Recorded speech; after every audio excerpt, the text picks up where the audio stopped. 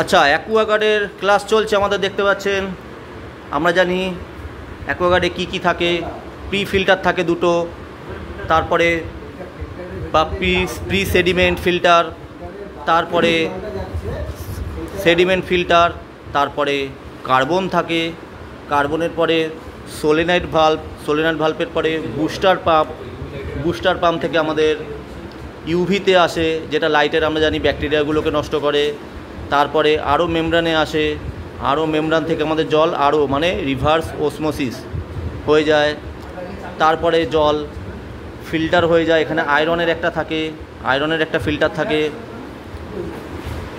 Electrical যদি আমরা দেখি তাহলে আমাদের সবার প্রথমে একটা এসএমপিএস থাকে। এই এসএমপিএসটাই কিন্তু ডিসিতে মোটরটাকে চালায়। যে বুস্টার পাম্পটা থাকে, বুস্টার পাম্পটা 24 থেকে 36 ভোল্টে চলে। আর এসএমপিএসের এসি কারেন্ট সাইড দিয়ে আমাদের কী চলে, যে না সোলেনয়েড ভালভ এবং ওভারফ্লো।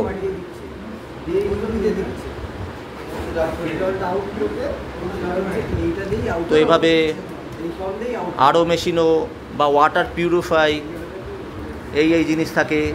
ডিটেলসে জানতে হলে আপনাকে ক্লাস করতে হবে, ক্লাসে আসতে হবে, ক্লাস করতে হবে। কোনটা? এটা হচ্ছে ওভারফ্লো 45। দেখো 45 লেখা থাকবে, খোলো। ফ্লো 300, 45 লেখা থাকে, ঠিক আছে? ওই লিখে দাও। ওই মানে জলের ওয়েস্টেজ, মানে এটার কাজটা কি জলের ওয়েস্টেজটাকেও বার করে, মেন হচ্ছে এটা। আর এই লাইনটা আসবে হচ্ছে আমাদের ওই মেমব্রান থেকে। হ্যাঁ, মেমব্রানের যেটা থেকে এই যে যেটা তুমি ধরেছো, হ্যাঁ, ওইটার ওয়েস্টেজ জলটা বেরোবে ওটা থেকে।